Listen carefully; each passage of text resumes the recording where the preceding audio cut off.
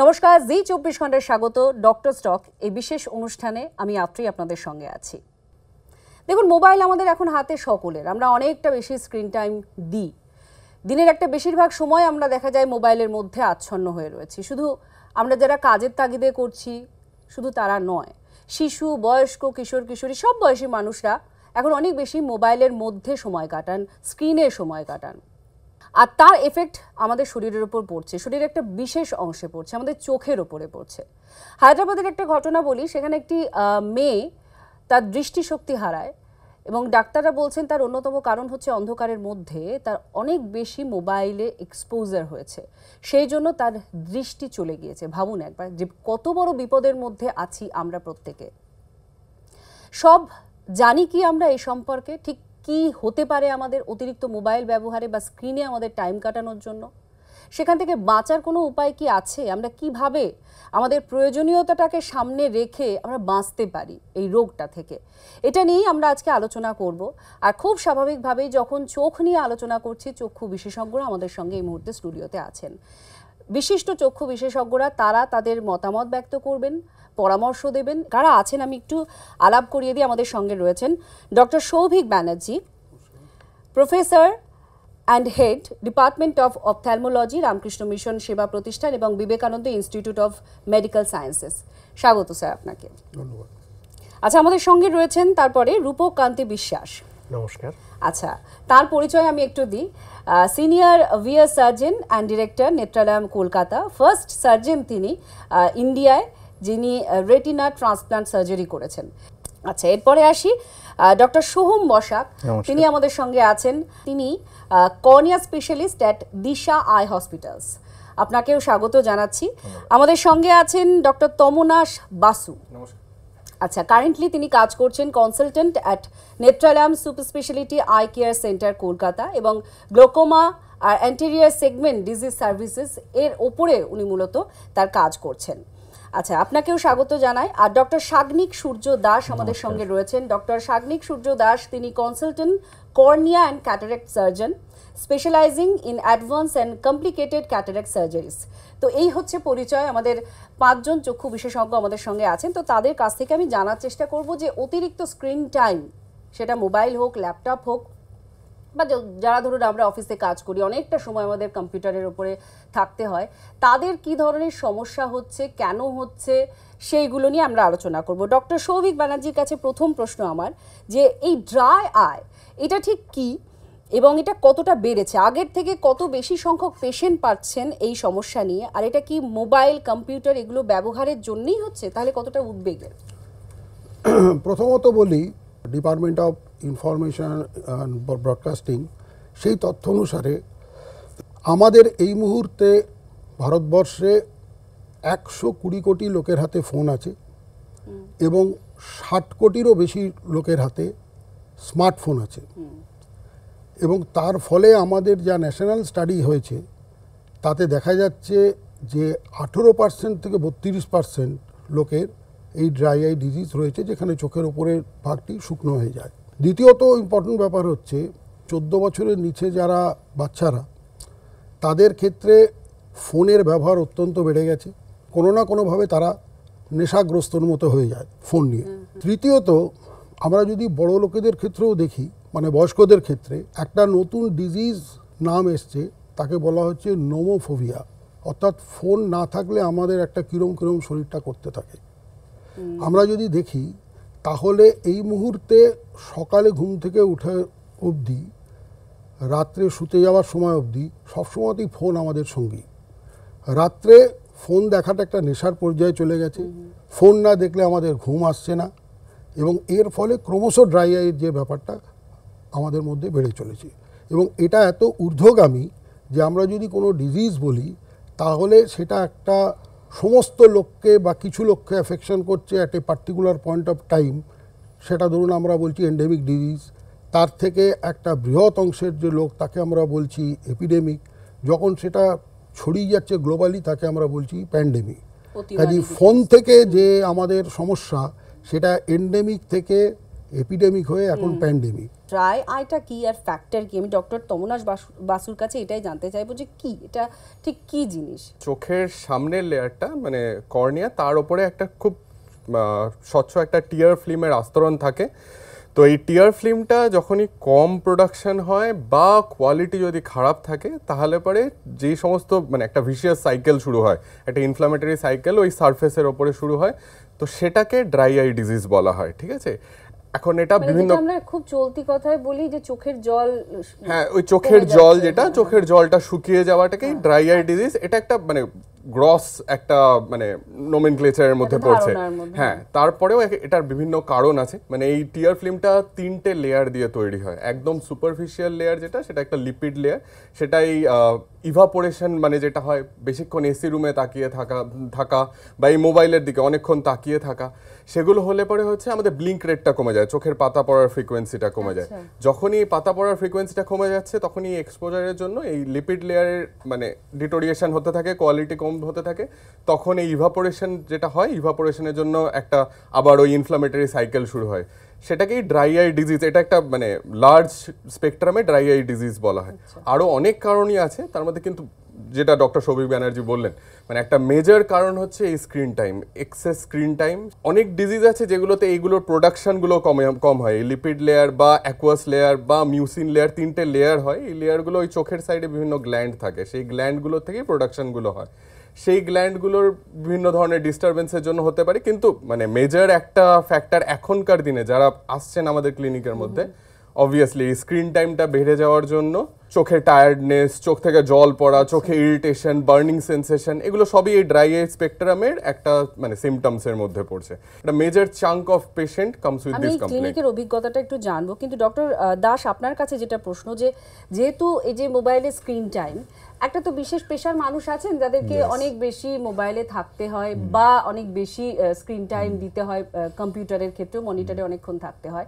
এটা কি কোনো মানে পেশা ভিত্তিক মানুষের ক্ষেত্রে বলবেন যেটা বেশি হচ্ছে, নাকি সব ধরনের মানুষ মাসের মধ্যেই দেখা যাচ্ছে? সো বেসিক্যালি সবাই মোটামুটি এখন ড্রাই আইজে এফেক্টেড হচ্ছে, কিন্তু টু মেন আমরা কম্পার্টমেন্টালাইজ করছি। একটা তো বাচ্চারা হচ্ছে বিকজ একটা আমরা কন্টিনিউয়াসলি ফোনের দিকে তাকিয়ে আছি, অ্যান্ড আমি আসছি পরে। সেকেন্ড হলো আমাদের main population which is getting affected is the IT professionals, কারণ ওনারা সব সময় অনেকক্ষণ ধরে স্ক্রিনের দিকে তাকিয়ে আছেন, অনলাইন কাজ করেন। সো ইন দ্যাট কেস কি হয় যে একটা কন্টিনিউয়াস একটা স্টেয়ারিং অ্যাট দ্য স্ক্রিন একটা থাকে। সো আমাদের যেমন ডক্টর তমন্নাশ বললেন যে আমাদের যে ব্লিঙ্ক রেট, তো আমাদের যে চোখের যে নিজের জলের একটা লেয়ার আছে, যতবার আমরা ব্লিঙ্ক করি ততবার ওই জলটা একবার ডিস্ট্রিবিউট হচ্ছে। সো আমরা যদি ফোনের দিকে না তো স্ক্রিনের দিকে সবসময় তাকিয়ে থাকি, তাহলে আমাদের ব্লিঙ্ক রেট কমে যায়। সবসময় আমরা ওইটার দিকে একদম এক্স্যাক্টলি পাতা ফেলাটা কমে যায়। আর যদি পাতা ফেলা কমে যায়, তার মানে আমাদের জলের ডিস্ট্রিবিউশনটা প্রপারলি হচ্ছে না, ইভাপোরেশনের চান্স বেশি থাকে। So in that case we call it, এখন আমরা তো নামও দিয়েছি computer vision syndrome, CVS. So it is a proper disease right now, computer vision syndrome. Exactly. So তাই বলে IT প্রফেশনালসরা কন্টিনিউয়াসলি আই ইরিটেশন, ওয়াটারিং, এটা নিয়ে কমপ্লেন্সে, চোখ থেকে জল পড়া, এটা কমপ্লেন্সে আসে।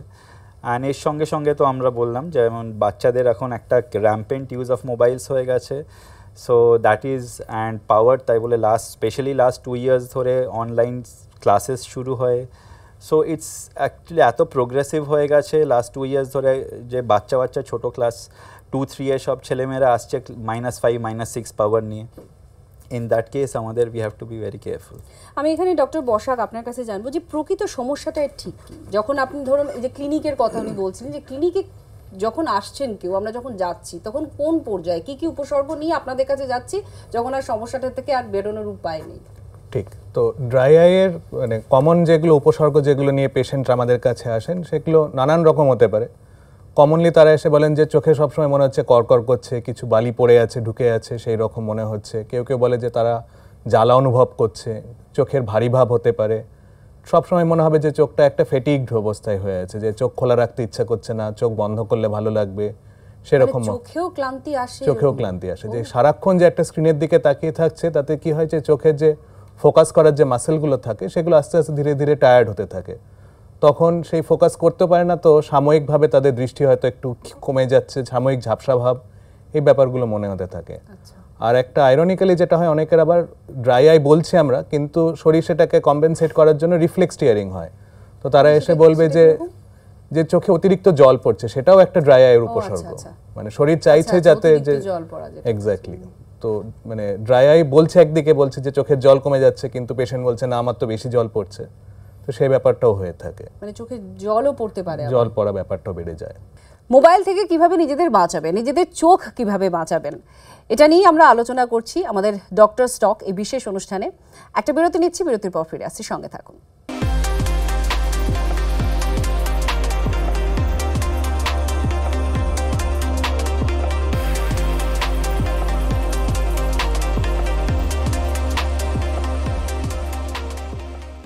ফিরে এলাম বিরতির পর। ডক্টর স্টক এই বিশেষ অনুষ্ঠান নিয়ে আমরা কথা বলছি মূলত চোখের সমস্যা যেটা মোবাইল বা স্ক্রিন থেকে জেনারেট হচ্ছে, সেই সমস্যা নিয়ে আমরা কথা বলছি। অনেকগুলো বিষয় আমরা জেনেছি, এবার আমরা জানবো যে এই বিষয়গুলোকে এড়ানো কিভাবে যায়, অর্থাৎ এই সমস্যা কিভাবে কমানো যায়, এই রোগ থেকে কিভাবে আমরা বাঁচতে পারি। ডক্টর বিশ্বাস, এই যে ডিজিটাল স্ক্রিন, আপনারা তো পুরো প্রপারলি নামই দিয়ে দিচ্ছেন যে এই রোগটার এই নাম, ডিজিটাল স্ক্রিন এটা কতটা ক্ষতি করছে আর কি কি ধরনের ক্ষতি করছে চোখের?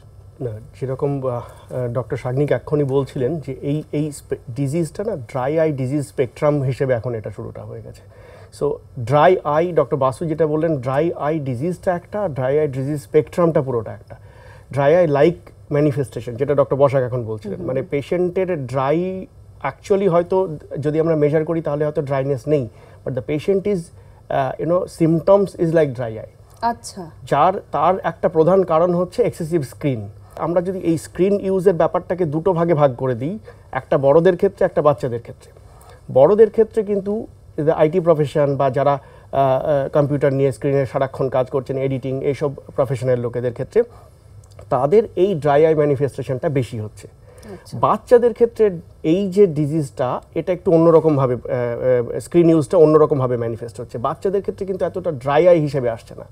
বাচ্চাদের ক্ষেত্রে মাইনাস পাওয়ার বেড়ে যাওয়ার টেন্ডেন্সি বেশি থাকছে। ওই উনি যেটা বললেন এক্ষুনি যে -5-6 ধরায় পড়ছে, তখন গিয়ে -5-6 হয়ে গেছে। কেন এটা হচ্ছে বাচ্চাদের ক্ষেত্রে? তার কারণ কন্টিনিউয়াস তারা কাছে দেখছে। এই যে কাছে দেখার প্রবণতা, তারা দূরে দেখার জিনিসটা ভুলেই যাচ্ছে। সিঙ্গাপুরে একটা আই স্টাডি করা হয়েছে, যাদের ক্ষেত্রে দেখা গেছে যে সপ্তাহে যদি অ্যারাউন্ড 12 থেকে 14 ঘন্টা যদি সান রে এক্সপোজার থাকে, মানে বাইরে ব্রড ডে লাইটে তারা যদি ঘুরতে পারে, তাহলে এই প্রবলেমটাকে কমিয়ে নিয়ে আসা যায়, নাম্বার 1। অ্যান্ড অবভিয়াসলি তার সাথে সাথে আমাদেরকে মোবাইল ইউজটাও বাচ্চাদের ক্ষেত্রে কমাতে হবে। আমি একটা ছোট্ট ডেটা শেয়ার করি। শুধু ডিউরিং করোনার সময়তে 2020-21 এই 2 বছরে আমাদের পশ্চিমবাংলার বুকে একটা ছোট্ট স্টাডি করে আমরা দেখেছিলাম যে 4 থেকে 10 বছরের বাচ্চাদের যারা মোবাইল দেখে চোখে ট্যারা হয়ে গেছে, স্কুইন্ট হয়ে গেছে এবং তাদেরকে অপারেশন করতে হয়েছে, এই স্টেজে পৌঁছে গেছে, এইরকম সংখ্যা 80 জন বাচ্চা। এবার যার অপারেশন করতে হয়নি তাদের সংখ্যা ধরুন আরও 15 থেকে 20 গুণ, যাদের ততটুকু ম্যানিফেস্টেশন হয়নি তাদের আরও বেশি। So you can see the magnitude and the volume of the এই প্রবলেমটা। ঠিক। আমি এখানে ডক্টর ব্যানার্জি আপনার কাছে একটু জানতে চাইবো, আপনারা এত কথা বলছেন এই রোগটা নিয়ে, আপনার কোনো অভিজ্ঞতা আছে এরকম যেটা স্ক্রিন মানে এই ব্যবহারের জন্যই হয়েছে, অতিরিক্ত স্ক্রিন ব্যবহারের জন্যই? দুটো আলাদা অভিজ্ঞতার কথা বলি। প্রথম হচ্ছে একটি জেনারেল অভিজ্ঞতা বলতে আমাদের এখানে কোভিডের আগে অত বেশি ডিজিটাল স্ক্রিনের ব্যবহার ছিল না। কোভিড থেকে যেটা চালু হলো, যেহেতু পড়াশোনা চালু রাখতে হবে, সেই জন্যে স্কুল কলেজ তাদের নোট PDF ফরম্যাটে পাঠাতে আরম্ভ করলো। দুঃখের বিষয় এই যে কোভিড চলে গেছে কিন্তু সেই ফরম্যাট এখনও চালু রয়ে গেছে। আমার সমস্ত পেশেন্ট যারা আসে তারা বলে দিন রাত তারা ওই PDF দেখছে, তাদের পড়াশুনোও PDF-এ হচ্ছে। এবারে এই যে পোর্শনটা করছে, একটা ধরুন কিছু সামান্য লোক এই পোর্শনটা করলো, এর মধ্যে যারা স্কুল কলেজের বাচ্চা তাদের মধ্যে 50% লোকের নিজের ফোন আছে, 50% লোকের নিজের ফোন নেই। এবং বাচ্চাদের ক্ষেত্রে যেটা হয়, তারা তাদের মায়ের ফোনটা ব্যবহার করে। এবারে যখন তিনি ব্যস্ত থাকেন তখন সেই ফোনে তারা গেমস খেলছে, সেই ফোনে তারা অন্য নিষিদ্ধ কোনো সাইটে যাচ্ছে। আপনি দেখবেন এখন মিডিয়াতে কিছুদিন আগে বেরিয়েছে, আমরা থাকি ইন্ডিয়াতে বা কলকাতাতে, কিন্তু Korean serials are very popular নাও।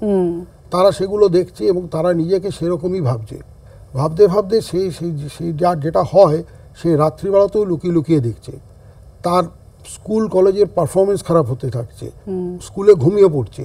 আরেকটি ক্ষেত্রে সেটি অত্যন্ত মানে বাজে ব্যাপার, কিছুদিন আগে কাগজেও বেরিয়েছে, সে আমার পরিচিত, তার নেশা হচ্ছে রিলস বানানো। এই বানাতে বানাতে সেইটা তার নেশার পর্যায়ে চলে যায় এবং বানাতে বানাতে কখন যে ট্র্যাকের উপর দিয়ে ট্রেন এসছে সেও জানে না, 3টি বাচ্চা একসঙ্গে মারা যায়। তো এই যে বাচ্চাদের ক্ষেত্রে এর প্রভাব এটা সাংঘাতিক, একদম মাদকের মতো আঁকড়ে ধরেছে। আমরা একটু এগোই এবার। ডক্টর বাসু, এই যে এই রোগটা এত বড় একটা রোগ এবং চিন্তা, আপনারা যেভাবে বলছেন আমারই উদ্বেগ বাড়ছে, তো এর কোনো ট্রিটমেন্ট আছে কি আদৌ? হ্যাঁ, ট্রিটমেন্ট আছে, তবে lifestyle modification, obviously lifestyle modification একটা বড় রোল প্লে করে এগুলো ক্ষেত্রে। ইভেন আইটি প্রফেশনালদের ক্ষেত্রেও, যেটা আমি মানে আমার কাছে যারা আসেন তাদেরকে আমি বারবার যেটা বলি, ফ্রিকোয়েন্ট ইন্টেনশনাল ব্লিঙ্কিং, মানে নিজের থেকে, যেটা আমি বললাম অনেকক্ষণ ধরে স্ক্রিনের দিকে তাকিয়ে থাকতে থাকতে ওই যেটা ডক্টর শাগনিকও বলছিলেন যে ইভাপোরেটিভ ড্রাই আইজ হয়, ব্লিঙ্ক রেটটা কমে যায়, সেই জন্য হচ্ছে ওই টিয়ার ফিল্মটা খুব ভালোভাবে স্প্রেড হয় না। তো ফ্রিকোয়েন্ট ইন্টেনশনাল ব্লিঙ্কিং ওই 15-20 মিনিট পর পর যদি বারবার করা যায়, মিনিটে 15 to 20 টাইমস, তাহলে পরে আবার ওই নর্মাল রিদমে ব্লিঙ্কিংটা ফিরে চলে আসে। অথবা একটা টার্মই হয়ে গেছে এখন 20-20-20, মানে এভরি 20 মিনিটস, মানে after every 20 minutes of screen use, be it computer, be it tablet, be it mobile, যেটাই হোক, এখন আমাদের সবাইকে সব কিছু না কিছুতে থাকতে হয়। 20 মিনিটস পর পর 20 সেকেন্ডসের জন্য either you close your eyes or look outside, মানে দূরের দিকে তাকিয়ে থাকা, তাহলে পরে ওই ব্লিঙ্কিং রেটটা ফেরত চলে আসে। এটা একটা। হেলদি ইটিংয়ে ওই বিভিন্ন গ্ল্যান্ডসগুলো যেখান থেকে মিউসিন লেয়ার বা অন্যরকম জিনিসগুলো হয় সেগুলো। আর যখন পেশেন্টরা আসে এখন ম্যাক্সিমাম ক্ষেত্রেই আমরা ওই লুব্রিকেটিং আই ড্রপ, চোখটাকে ঠান্ডা রাখাই আর্টিফিশিয়াল টিয়ার ড্রপ, এই যে টিয়ার ফিল্ম যেটা বলা হচ্ছে সেটা বাইরে থেকে সাপ্লিমেন্ট করা। এখন তার মধ্যেও বিভিন্ন টাইপস আছে, কোন লেয়ারের কীরকম হচ্ছে সেগুলো ডক্টর দেখে বুঝতে পারবে। তো তারপরে দেখে নিই আমরা সেরকম মানে কেস স্পেসিফিক সেরকম লুব্রিকেটিং আই ড্রপ দিই। তো এই সমস্ত ট্রিটমেন্টগুলো অবভিয়াসলি স্ক্রিন টাইম যতটা কমানো যায়, কিন্তু অনেক ক্ষেত্রেই পসিবল হয় না, যেমন আপনি বলছেন আইটি প্রফেশনালদের ক্ষেত্রে পসিবল হয় না। এবার ডক্টর দাসের কাছে যাই, বাঁচার উপায় কি? একমাত্র স্ক্রিন থেকে দূরে থাকা, নাকি মানে এটাকে রেখে যেতে আর কি কি উপায় আছে? পরামর্শ কি দেবেন বিশেষত বাচ্চা যারা এবং বাচ্চার বাবা মা? ফর আইটি প্রফেশনাল স্পেশালি, অনেকক্ষণ যদি স্ক্রিনের দিকে তাকিয়ে আছি, যেমন ডক্টর বাসু বললেন, মাঝে মাঝে একটু রেস্ট নেওয়া, চোখ বন্ধ করে হালকা চোখের ওপর একটু ম্যাসাজ করা, যদি পাশে জানলা থাকে জানলার বাইরে দিয়ে একটু দূরের জিনিস দেখা।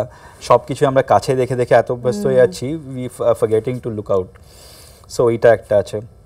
একটু after half an hour 40 minutes of screen time, just walk up, get up, just take a walk, একটু হাঁটাচলা করে আসুন, একটু ভালো লাগবে, একটু just give your eyes some rest.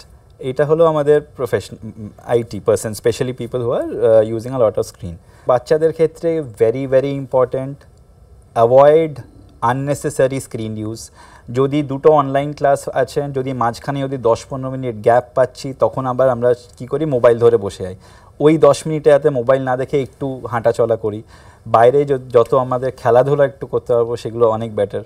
একটু সান এক্সপোজার, যেমন স্যার বললেন, বাইরে দূরের দিকে একটু এক্সারসাইজেস। তো দিজ আর স্মল থিংস একটু we can incorporate which will help us. Mobile যখন ছিল না, যা যা আমরা করতাম সেগুলো করলে আমরা মনে হয় একটু ভালো থাকবো। ডক্টর বসাক, এখানে একটু বলি, যেহেতু আইটি প্রফেশনালদের কথা বারবার আসছে এবং এখন অনলাইনে যারা যুক্ত রয়েছেন, সার্ভিস যারা প্রোভাইড করছেন আমাদের, তারাও অনেকটা সময় মোবাইল বা স্ক্রিনে কাটান। তো তাদের আপনি এক্স্যাক্ট কি বলবেন, কিভাবে তারা তাদের প্রফেশনটাকে বাঁচিয়ে রেখে চোখটাকে বাঁচাতে পারবে? অলরেডি ডক্টর বাসু দাস অনেকটাই ডিসকাস করে নিয়েছেন, তো এখানে কিছু জিনিস অ্যাড করব।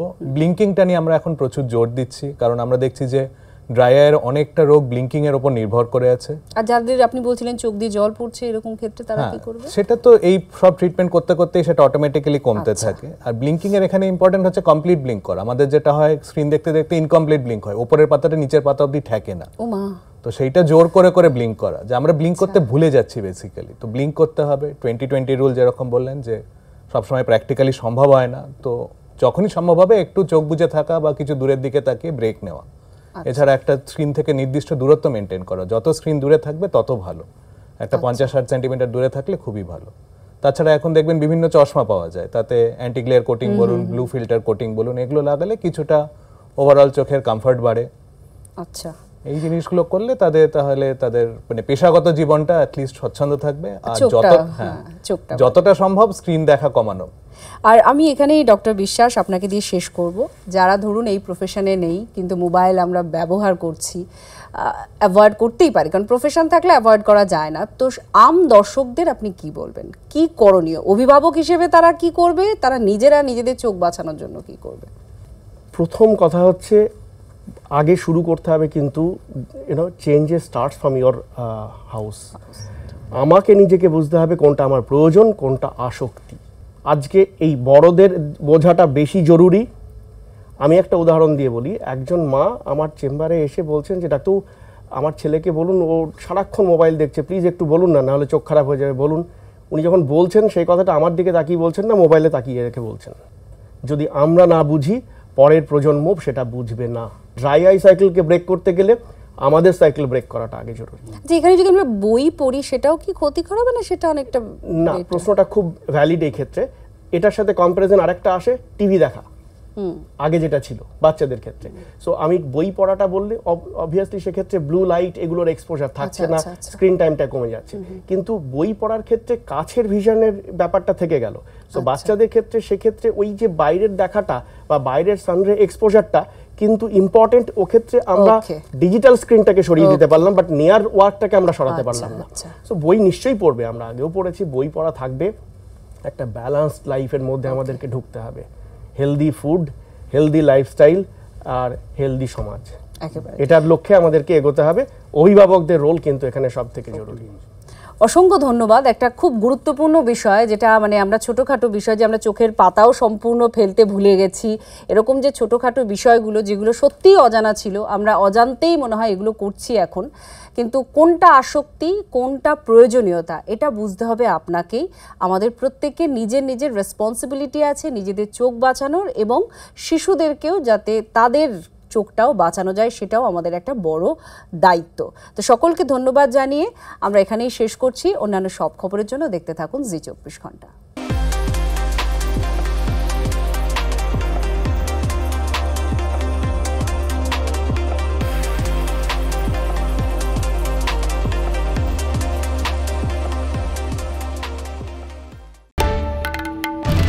বাংলার আওয়াজ, বাঙালির আবেগ, জি 24 ঘন্টা।